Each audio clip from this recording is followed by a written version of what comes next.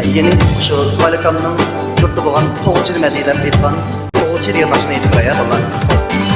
Bırakılı alış, nakılı. Oldu İsmail Akam. Barcha şu kısma etrafımızdaki dost birodarlarımızla hemimizni bir meydan usulü teklif etmen. Merhamet.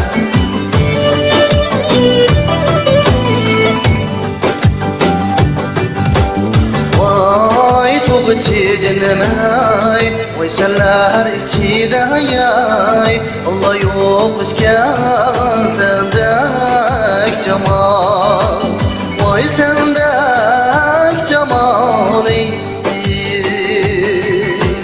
Vay çok küçük niyay, Allah göydürüm ay.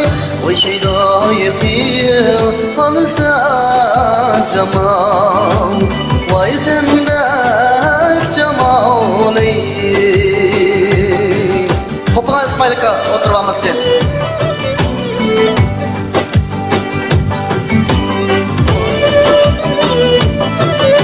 Abdüşkür Ustam Porta Asılıma.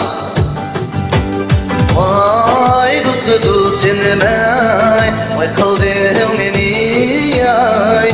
Vay düşmenge dost kıldın beni, vay kıldın beni ay.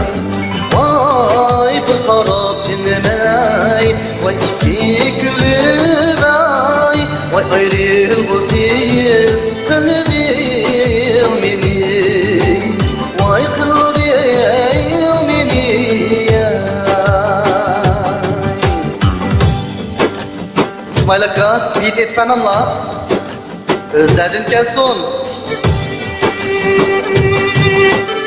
Hakkına yağlık içide bir tügün gül sakladık. Gülünü elip başımızga taca kılıp sakladık. Her taraftan elçiler geldi, hiç kimge bakmadık. Kadirimizni bildi, özürlerge sakladık.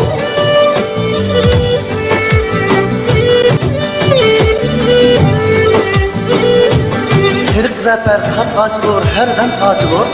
İki balımız bir bulsa bəxti açılır.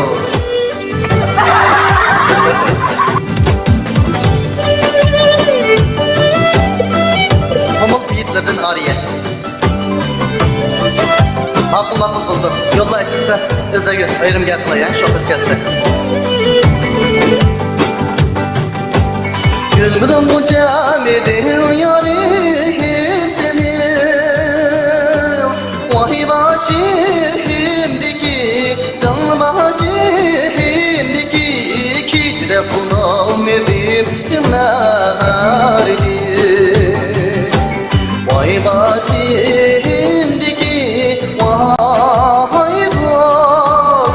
Sen gül yar yaray, zalim yar yaray. Çıtış gözlük galirimle bulay.